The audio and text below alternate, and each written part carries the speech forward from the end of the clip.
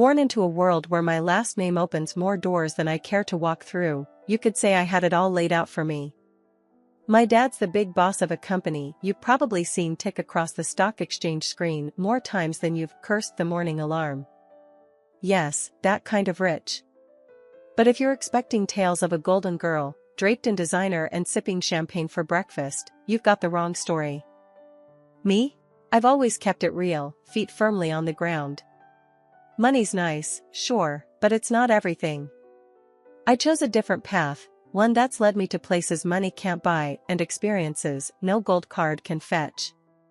Charity work, helping those in need, and living a life that's, well, ordinary. That's me, Jessica. Not the heiress, just Jessica. So, I was stuck in one of those typical evenings where my friend Sarah decided we all needed to get out more. We ended up at this dive bar downtown, the kind where the beer's cheap and the lights are dim enough to hide your regrets. Sarah was all hyped up, going on about some guy she met online. "You've gotta meet him, Jess. He's totally your type," she kept saying. My type? Since when did she decide she knew my type? Anyway, we're there, and in walks this guy. Not Sarah's online prince, but another dude, Alex. He was there with some friends, looking as out of place as a cat at a dog show. He wasn't dressed to impress, just a simple tee, jeans, and this easy smile that kind of lit up the room.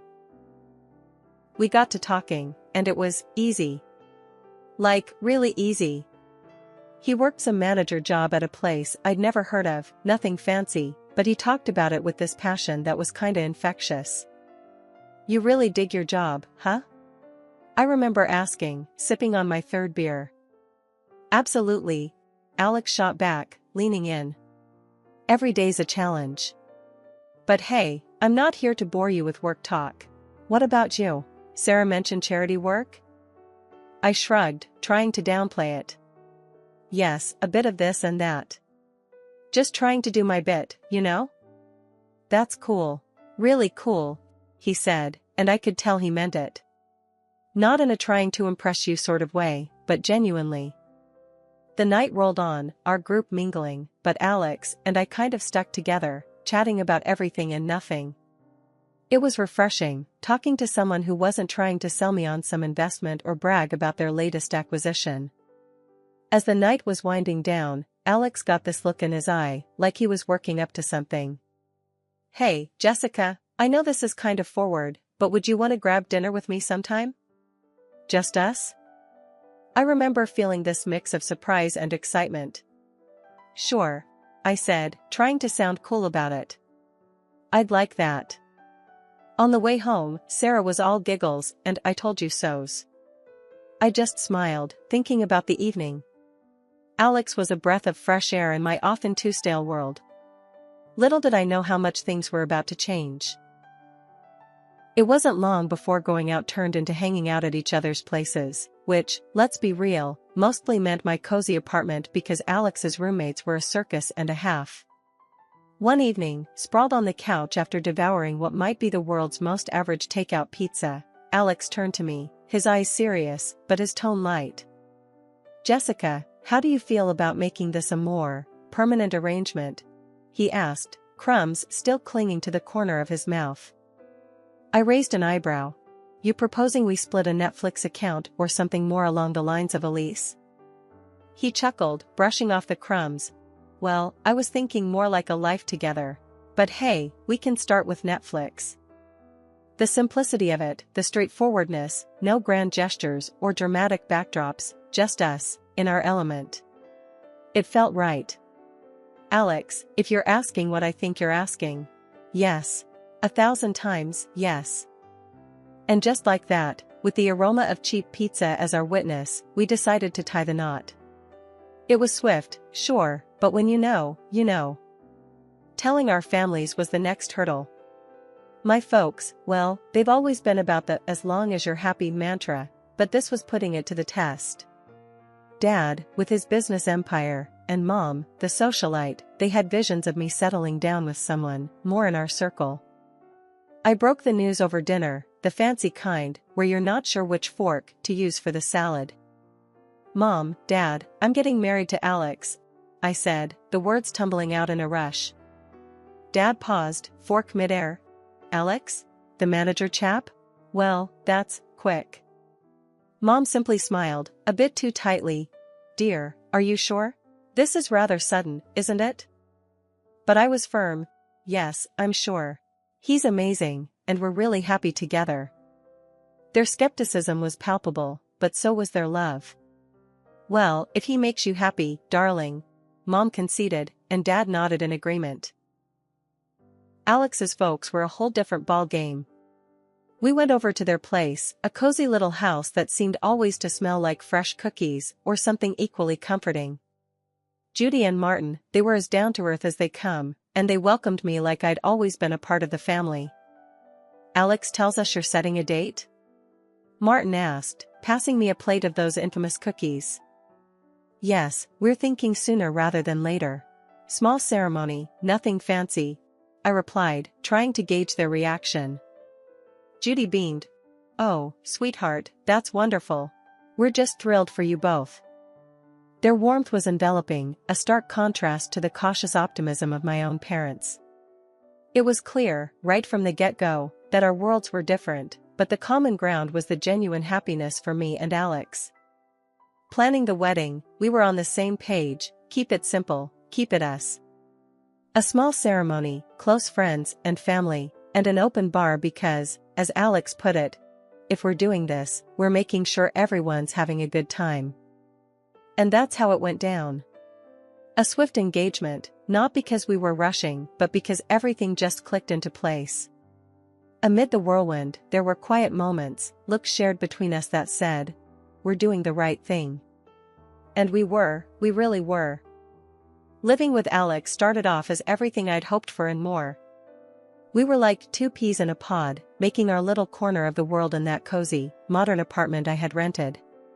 It was ours, filled with love, laughter, and a ton of takeout containers, because, let's face it, neither of us were winning any awards in the kitchen. It wasn't long before I started noticing how Alex's parents, Judy and Martin, had this way of dropping hints about things they liked or needed whenever they came over. At first, it was subtle, almost cute. "Oh, Jessica, that's a lovely coffee maker. Must make mornings a breeze," Judy would say, eyeing our shiny new appliance with a gleam in her eye. Or Martin, "This sofa is just divine. Our old one's been giving me a right pain in the back, you know." Wanting to be the good daughter-in-law, I'd surprise them with gifts here and there. A coffee maker for Judy, a comfortable new sofa for their living room, and so on. Their initial reactions were always the same, a mix of surprise and a little bit of guilt. "Oh, Jessica, you shouldn't have. This is too much," Judy would exclaim, her hands fluttering to her chest. But, you know, humans are funny creatures. Give them an inch, and they'll take a mile. Those initial protests faded away, replaced by a growing list of subtle hints that were about as subtle as a brick through a window. "Dinner at your folks' place was lovely, dear. Did you see that new TV they have? Crystal clear. Ours is practically ancient." Alex would relay his parents' latest comments, oblivious to the change in their tone. One evening, after I'd just dropped a not-so-small fortune on a fancy new TV for them, Alex and I were curled up on the couch, my head resting in his lap. "They really loved the TV, babe. You're amazing, you know that," he said, his fingers running through my hair. I sighed, the weight of their expectations starting to press down on me. "Alex, do they expect us to keep doing this? It's getting a bit much, don't you think?" He paused, his hand stopping mid-stroke. "What do you mean? They're just happy, that's all." "Happy or taking advantage?" I pushed back, sitting up to look at him. "It feels like we're their personal shopping service." Alex was taken aback, his brow furrowing. "They're not like that, Jess. They're just not used to nice things, that's all." "But where does it end, Alex?" "It's like they've got a taste for it now, and they're not looking back," I argued, frustration creeping into my voice. The conversation ended with an uneasy truce, but it was clear we were on different pages. Judy and Martin's gratitude had morphed into entitlement, and it was putting a strain on us, on me. I loved Alex, but I wasn't about to become a bottomless ATM for his parents. When my dad's company hit the skids, it felt like the rug was yanked out from under my feet. That cushy life? Poof, gone. And with it, the whole dynamic of my relationship took a nosedive. The shift wasn't gradual, it was like flipping a switch from daylight to darkness. I had to break the news to Alex and his folks, and let me tell you, that was a conversation I'd been dreading. Listen up, things are gonna get tight. Dad's company's tanking, and well, we're in for a rough ride, I said, trying to keep my voice steady, but the tremor was there, betraying my nerves. Alex's reaction was a gut punch. You're kidding me, right? What do you mean things are gonna get tight? You're telling me we can't live like we used to because of your dad's mess? His words were like ice, and for a second, I wished the floor would swallow me whole. Judy and Martin's faces were no better, their disappointment barely masked. This is quite the situation you put us in, Jessica, Martin added, his tone dripping with reproach.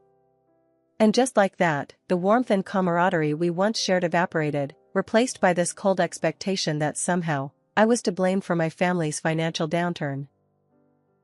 Moving in with them was hell dressed up as a temporary solution. Our once independent life got swapped for a guest room that felt more like a cell in the house of the two people who clearly saw us as a nuisance. The atmosphere was charged with tension, every day a reminder that I'd somehow failed them. We're cutting back on everything because of this, Judy would remind me, her voice sharp, as she served dinner that was a far cry from the lavish meals we used to enjoy. And Martin, always with a comment on saving costs. Make sure those lights are off. We're not running a charity here. But Alex, he was the hardest to bear. The man I married seemed to have vanished, replaced by someone who saw me as a letdown. Can't you do something? Talk to your dad?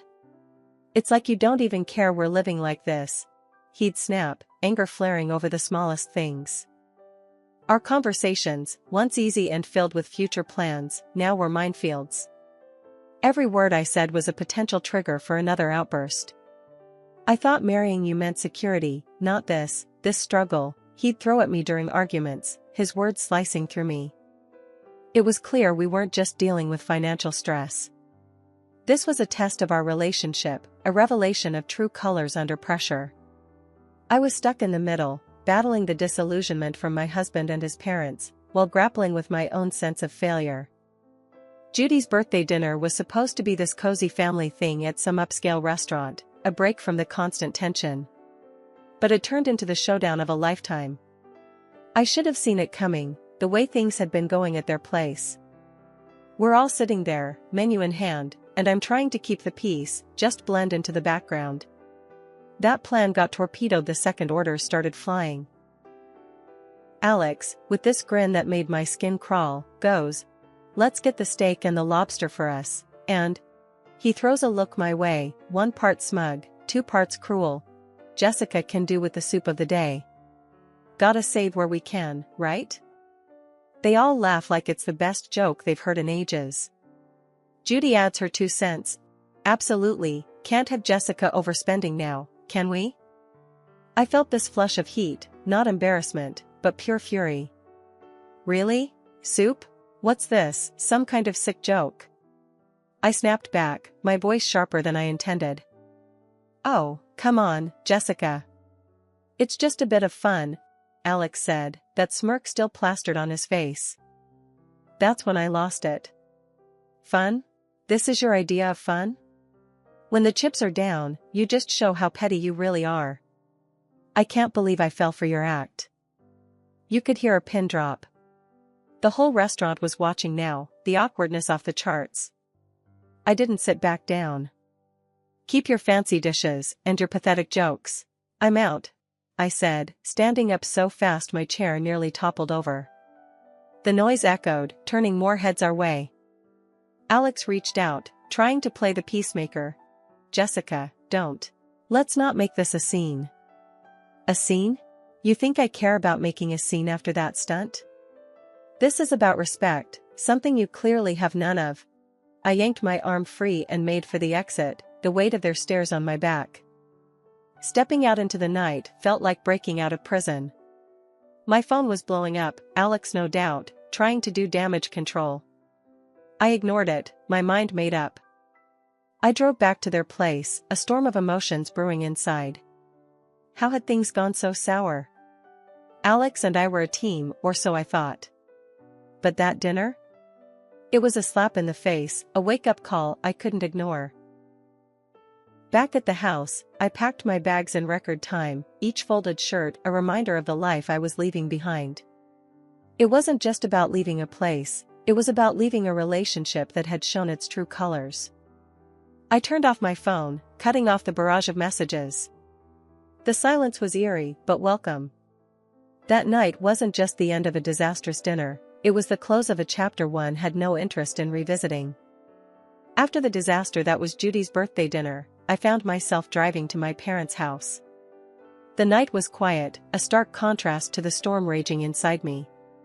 By the time I pulled up to their driveway, my decision was made. I needed sanctuary, yes, but more than that, I needed advice, something only my dad could offer. Walking into the house, the familiarity of it all was both comforting and jarring. Mom was asleep, but Dad was up, sitting in his study, surrounded by papers that seemed less important the moment I stepped in. "Jessica? What are you doing here at this hour? Is everything okay?" He stood up, concern etching his face. I took a deep breath, the events of the evening pouring out of me in a flood. I told him about the dinner, about Alex and his parents, and how I felt like I'd been reduced to nothing but a source of income for them. Dad listened in silence, his expression hardening with every word. When I finished, he sighed, a sound that carried years of experience and a hint of sorrow. "Jessica, I saw this coming. I just hoped I was wrong," he finally said, his voice steady but filled with empathy. "How could I have been so blind, Dad?" "I thought Alex. I thought we were different," I said, feeling the weight of my naivety. He walked over, putting an arm around my shoulders. "You wanted to see the best in him, in them. There's no fault in that. But people show their true colors in tough times. It's a hard lesson, but an important one." I nodded, the reality of his words sinking in. "But what do I do now? I can't go back there." "You'll stay here, for starters. As for the rest, we'll figure it out together," he assured me, his confidence a balm to my frayed nerves. Then, he shared something that took me by surprise. "You know, the company's situation isn't as dire as it seems. We're actually on the verge of a breakthrough." It was a strategic move, a way to weed out the opportunists. I stared at him, stunned. "So, you mean to say we're not broke?" He chuckled, a sound that was part relief, part amusement. "Far from it. But it was important to see who would stick around when the chips were down. Unfortunately, Alex and his family showed their true selves. The revelation was a lot to process. My anger towards Alex and his parents was now mixed with a sense of vindication. They had revealed their true motives, and in doing so, had freed me from a future of manipulation and deceit. "Dad, I don't know whether to be relieved or furious," I admitted, the emotions battling inside me. "Be both. It's okay. But remember, this experience has taught you something invaluable about people and their intentions. Use it, learn from it," he advised, his words grounding me. Walking up to Judy and Martin's house the next day felt like heading into the lion's den. I was ready for a showdown, but nothing could have prepared me for the cold reception I got. Alex was standing there, divorce papers in hand, with a look that could only be described as triumphant disdain. "Here you go. Let's get this over with," he said, practically shoving the papers at me. His parents were hovering behind, barely containing their glee. Finally getting rid of the freeloader, Judy snickered, and Martin nodded in agreement, a smug smile plastered across his face. Alex joined in. "Yes, turns out you're just an ordinary dummy without your daddy's money. Thought you'd cry, but guess what?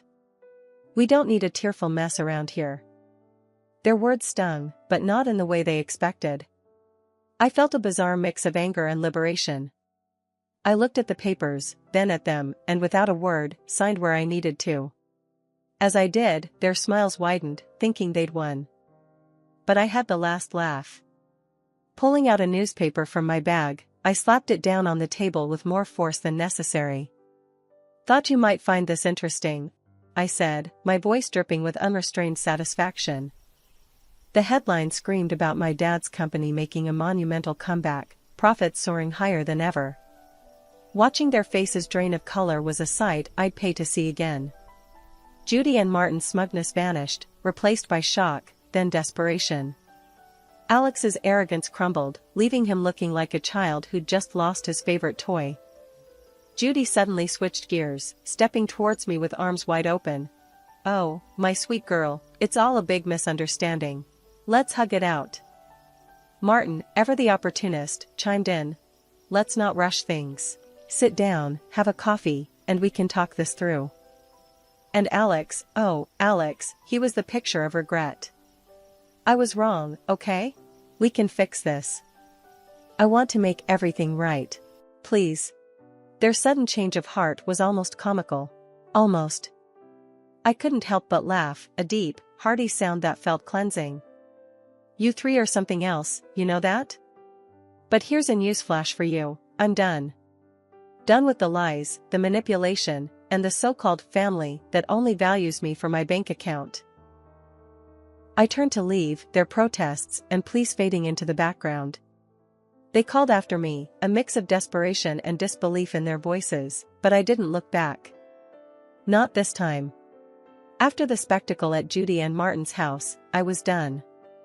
Not just with them, but with the whole sorry saga that had become my life.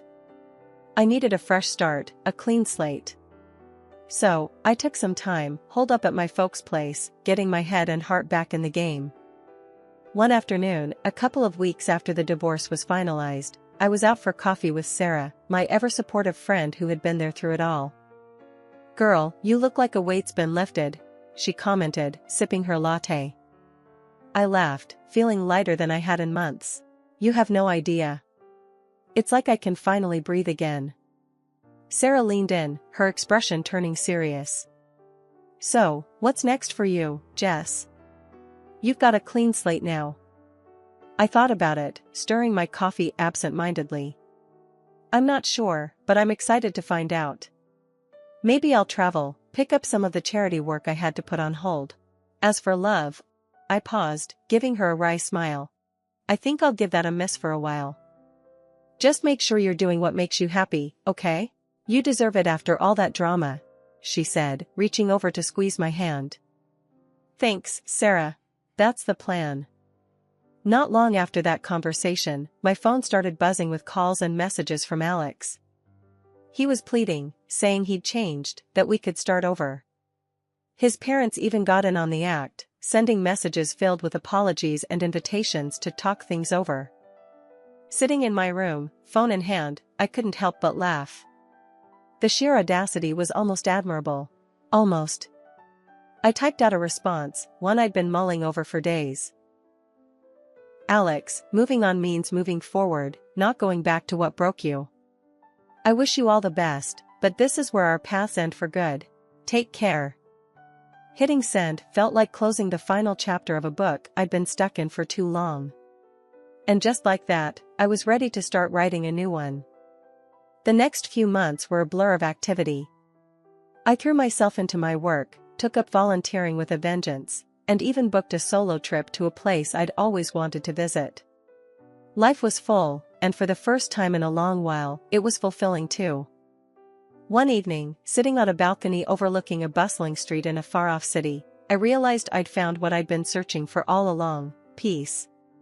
The drama, the heartache, the betrayal, it all seemed like a distant memory. My phone buzzed with a new message, but this time, it was from a number I didn't recognize. Hesitantly, I opened it. It was from someone I'd met during my travels, someone who'd made me laugh and think in equal measure. "Hey, Jessica.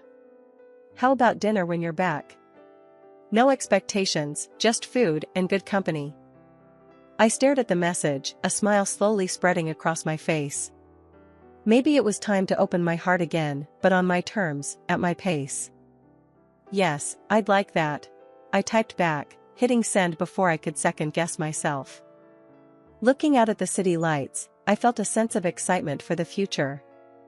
I had moved on, not just from Alex and his family, but from the person I was when I was with them.